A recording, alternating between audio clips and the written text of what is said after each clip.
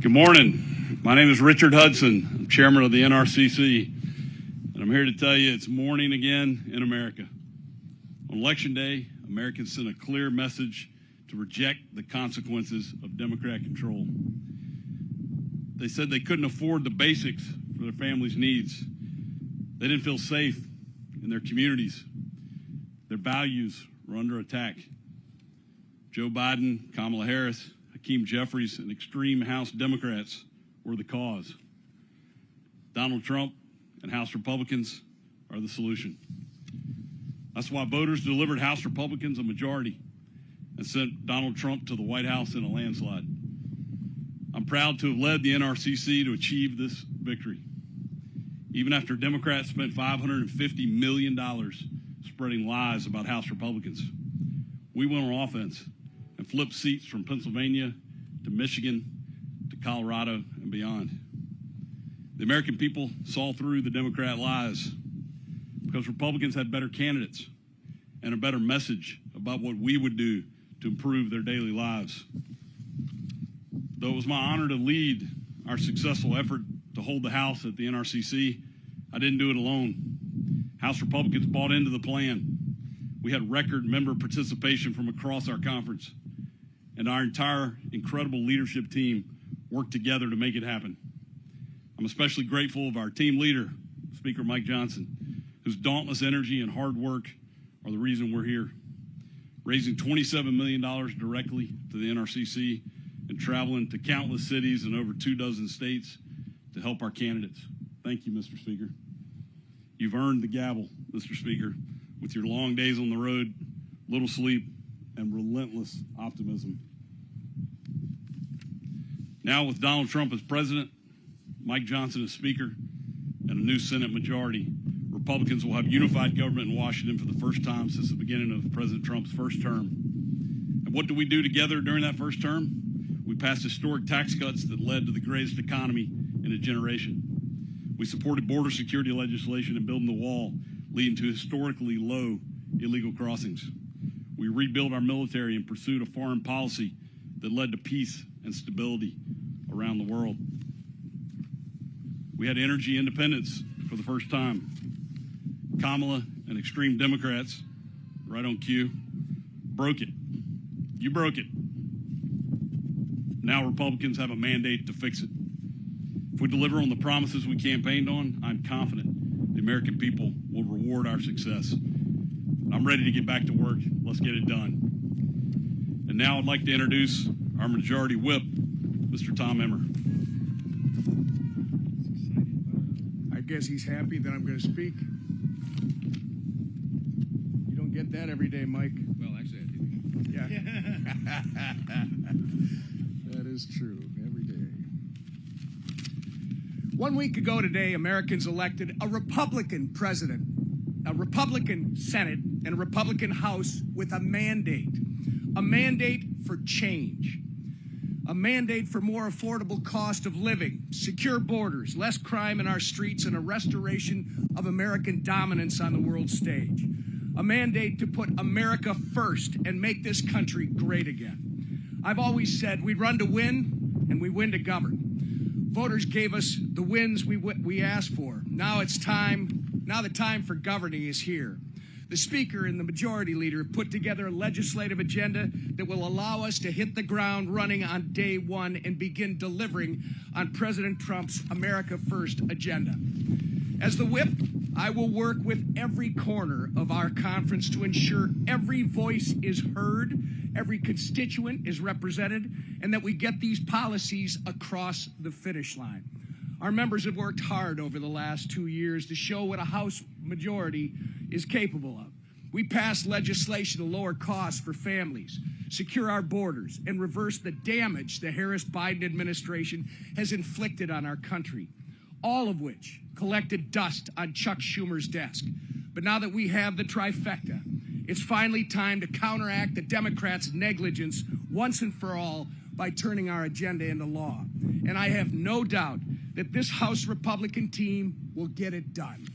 The time for failed policies that have wreaked havoc on hardworking Americans for the last 4 years is over. The time for proven leadership is now. And with that, I turn it over to one of our proven leaders, our majority leader, Steve Scalise. Thank you, Whip. Last week, the American people delivered a mandate to this town, to Washington, that they want to fix the problems that have been plaguing families all across this country for the last 3.5 years. You know, I got the opportunity to travel to every single swing district throughout the nation, and I got the opportunity to travel to a number of swing districts with President Trump. And I saw the same theme come up everywhere we went. People are furious that there's an open southern border and they want it closed. People are struggling because they can't afford to buy food or fill up their cars or pay their utility bills. And the leaders in the White House were not listening. And what we talked about when we were out on the campaign trail and our candidates talked about were real issues, real solutions to the problems that those families were facing. We talked about how Republicans, if we get the White House and the House and Senate, would act quickly to get our economy moving again, to lower costs at the grocery store, to lower electricity costs, to secure our southern border and restore America's place in the world. Those were the issues we actually ran on and talked about in every community in America, and the American people responded. And the other side is sitting around trying to blame themselves and assign blame for what the reason was for their failure, but they still will not admit the real problem why Democrats were rejected at the polls last week. It was because they had no answers. They had no message to those families who were struggling. They wanted to double down on the same failed far-left policies that they've been ramming through Washington for the last 4 years that caused this inflation, that caused the open borders, that caused the problems that families are facing. And so as we prepare for this unified government, this unique opportunity that the American people have given us, one thing the American people can rest assured in knowing is that President Trump and this Republican majority are already planning to go to work for them on day one in January to start fixing those problems. We have an agenda we've been planning for the first 100 days to lower food costs, to lower energy costs, to secure America's border, to get this economy moving again so those families who have been struggling can finally get back on their feet, can finally have some savings in their pockets so they can send their kids to college, so they can go on a family vacation, so they can have more take-home pay. That's an agenda we've been working on with President Trump for months now. We didn't wait until the day after the election to start planning this. And this shows the relentless focus of Donald Trump. He knew that if he had won the election, this would be his last opportunity to serve as President of the United States. And there will not be a minute to waste. And you can see his resolve already and how quickly he's making really good, smart picks. I know he's already pulled a few really talented people out of the House, hopefully no more for a little while until special elections can come. But it shows you the talent that we have and the ability we have to get this country turned around quickly. The American people are hungry for it. And they're going to find a Republican leadership ready to work for them so that they don't have to struggle any longer. And the man leading that charge, who worked as tirelessly as ever, and I know the Whip and our NRCC chair, Richard Hudson, talked about this. Nobody's traveled around the globe, theoretically, more than Mike Johnson to ensure that even though some of the pundits said we couldn't hold the House, we would hold the House so that we could continue delivering those promises. Our Speaker of the House today and tomorrow, Mike Johnson. Thank you, Steve, our great majority leader. Thank you to our Whip, Emmer, our NRCC chairman, Richard Hudson, all three of these gentlemen, and our whole leadership team, Elise and all the rest, Blake Moore and McLean and Palmer and everyone did everything possible to ensure that we could come to this moment. It is a beautiful morning in Washington. It is a new day in America. The sun's shining, and that's a reflection about how we all feel. This is a very, very important moment for the country, and we do not take it lightly. We did work really hard to bring this day about. The actual statistics are even harsher than you said, Richard. My team calculated, they told me last night, actually when it was all said and done, it did more than 360 campaign events in over 250 cities across 40 states. And I logged enough miles to circumnavigate the globe 5.5 times. But it was worth it. It was worth it. And we got extraordinary candidates. We flipped blue seats to red as we planned, and we kept this majority. We expect that the majority will be larger than last time. We still have a number of races outstanding, but we're very optimistic about those.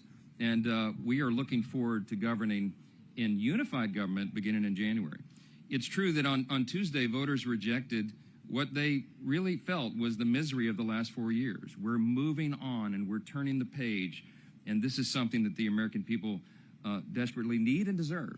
We are going to raise an America First banner above this place. And you saw a demographic shift that I was talking about on the campaign trail for over a year, with new demographics, new groups of persons who had not traditionally been with the Republican Party, who came on board with us because they believed in what we were saying. They believed the answers that we were providing for all the great challenges facing the country. And we made them a commitment to do that. And we will. And as the new members return now, we lay the groundwork for the next Congress, and we usher in this new day in America. Republicans in the House and Senate have a mandate. It's true. It was a decisive win across the nation. The American people want us to implement and deliver that America First agenda. And we have to do that while we have that energy and that excitement beginning on the very first day of the Congress in the new year. It's clear the American people do want secure borders. They want to prevent terrorists and criminals from entering the country. These things are common sense. They want and deserve lower costs for groceries and gasoline. They want us to project strength on the world stage again and not the weakness that we have projected for the last 4 years. They want an end to the wokeness and the radical gender ideology and a return to common sense in our children's classrooms and corporate boardrooms and government agencies. And we're going to ensure all that's true. This leadership will hit the ground running to deliver President Trump's agenda in the 119th Congress, and we will work closely with him and his administration to turn this country around and unleash, as he says, a new golden age in America. That's not a campaign slogan. We believe that that is true. We believe in our hearts that America's best days are ahead of us, and we're excited to deliver upon that promise. The only way we're able to work quickly is because we have unified control of the Congress, both chambers now in the White House, beginning January. And I want to congratulate all our Republican incumbents who worked so hard to ensure their re-elections and our new members who helped us to keep this House majority, especially a couple of new members that flipped districts from red to blue, people like Tom Barrett and Ryan McKenzie, Rob Bresnahan, Tim Moore, Addison McDowell, Brad Knott, Gabe Evans, from different states around the country who worked really hard to ensure that we could have Republicans return to those seats. And we have an amazing group of freshman members who are going to join our conference, the Patriots who are already here and who are ready to implement this agenda on day one. Now, as we sit here this morning, we're still watching a number of races. We have races still pending in Alaska, Arizona, California, Maine, Ohio, and Oregon. And we're going to ensure that every single legal vote is counted in those races. So while we're completing the work of this Congress, we're shifting gears and preparing for the next Congress. We're also still in campaign mode in some sense and awaiting the final outcome of these races. Looking ahead over the past year, I've been working with our committee chairs and our Senate colleagues to lay the groundwork for this America First agenda. It will grow our economy and reduce inflation. It will secure our borders. We will restore America's energy dominance once again. We'll implement educational freedom, and we will drain the swamp. And that's just the beginning of the agenda. This leadership team standing behind me has been preparing for this moment, and we are ready to deliver on America's mandate in the next Congress. When President Donald Trump won the presidency in 2016, we all look back and recognize that the Republican Party was not fully prepared for that moment, and precious time was wasted in the beginning of that Congress. I know it well because that was my freshman year in Congress. We began in 2017. We are not going to make those mistakes again. We will be ready on day one. We are prepared this time. And as we wind down the 118th Congress, we'll be ready to take the ball and run full speed in the 119th Congress that begins in January. With that, if you have a few questions, I'll be happy to answer them. Chad.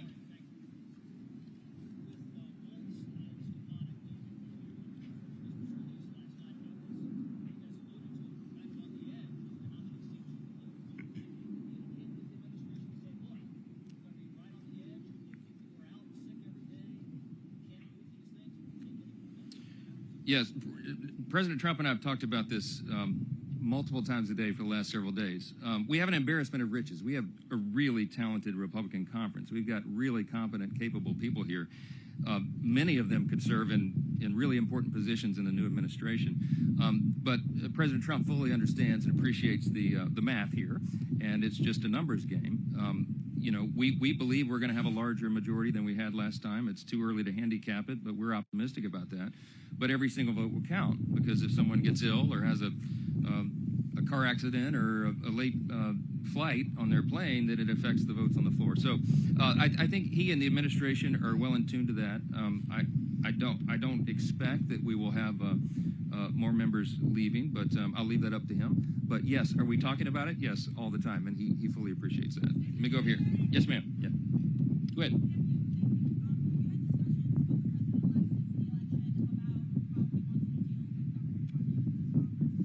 We've talked a little bit about it. I'll be having further conversations. My plan is to be at Mar-a-Lago all weekend to iron out details on the plans ahead. So as you can imagine, right now he has a lot going on. He has to fill out a cabinet. He has to appoint his top staff, and he's beginning to do that. We're delighted with the picks so far. I think it's a great showing for the country. But he and I have both had a lot going on. So we'll be talking about that and a number of other items over the weekend. I'll see him, I think, Thursday night, and there are preliminary plans for him to come to Capitol Hill tomorrow. So we'll have lots of time over the week and in the weekdays ahead, so we'll stay tuned on all that. Yes. One second, I'll get to Newsmax next. Yeah.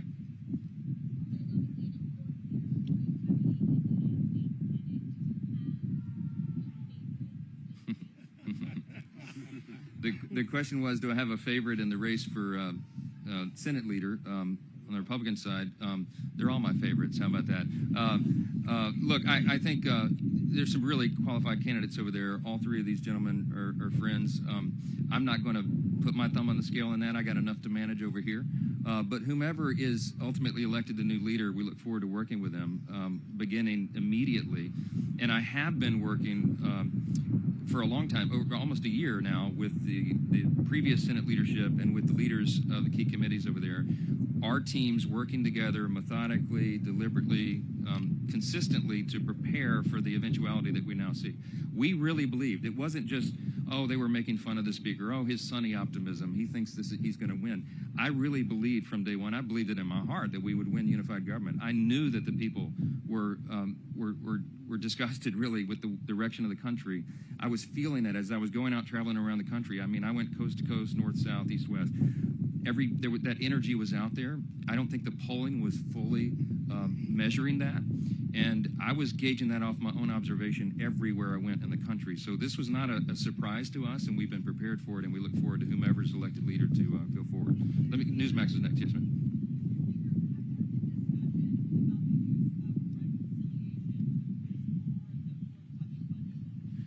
Yes, we have been talking for almost a year about the use of the budget reconciliation as a method to achieving some of the desired ends. We have to fix everything. I told President Trump many times, and we've all discussed, we believe we could be the most consequential Congress of the modern era, and he the most consequential president, because we quite literally have to fix almost every metric of public policy. Everything is a mess, everything. So the budget reconciliation process is a very efficient means to solving a lot of that, everything related to the budget and spending and all the rest, regulatory reform.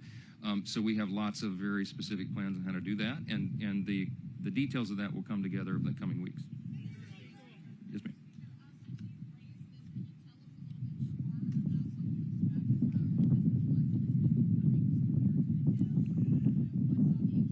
Well, I'll say the tentative. I didn't intend to break this as news this morning, but since I said it, I invited President Trump is going to meet with President Biden at the White House, and so it was suggested. In fact, I think he said it first before I did, but that he wanted to come and visit with House Republicans. So we're working out the details of him gathering with us potentially tomorrow morning before he goes to the White House, and that would be a great meeting and a moment for all of us.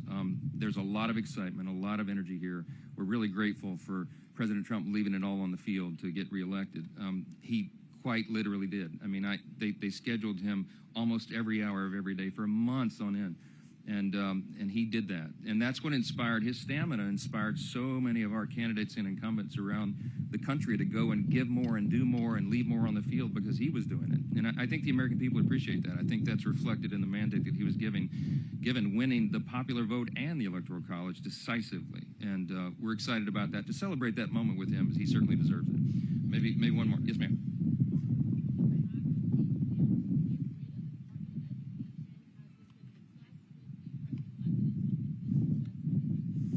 We're not going to get into any details about any specifics with regard to reforms in specific departments yet. There's lots of ideas on the table, but we've got to work together, build consensus, work in coordination with the Trump administration on the order of the reforms and how we do it. So I'm not yet ready to give you details on that, but you can stay tuned. Maybe one more. Yes, sir.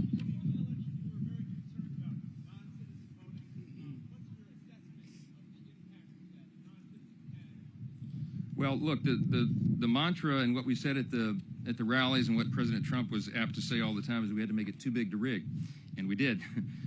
Look, we know for a fact, it is a fact, that non-citizens voted in some places around the country because they were signing up to vote and they were defying federal law, but the states were not enforcing the requirement that there be proof of citizenship before they sign up. So I am grateful to tell you, and I said this on the campaign trail for a year, that I had confidence that because of the chaos that was related to the 2020 election, most of the states got busy. To their credit, the legislatures in the states got busy and passed legislation to shore up their systems in states around the country. I mean, there were hundreds of pieces of legislation that were passed, duly enacted, signed into law by the governors that shored up those systems and made sure they would be more secure. There were a few states we were still concerned about, but I'll tell you, because of the attention that was given to it, you had eyes on those elections very closely. You had lawyers ready and prepared to run and file injunctions in district courts when necessary, and they did. You had poll watchers and precinct captains, and some of those are still working right now. There'll be recounts in a couple of these races. They'll be very closely monitored. I'm happy to report to you that because of all the emphasis we placed on that, and because of all the attention the American people put on it, that I think we were able to limit to a high degree the amount of fraud and irregularity and many of the things that concerned all Americans after 2020. So that's a good sign. It's another hopeful reason, another thing to celebrate about our new day in America. So thank you all for being here this morning. We're really grateful to get to work, and that starts right now. Thank you.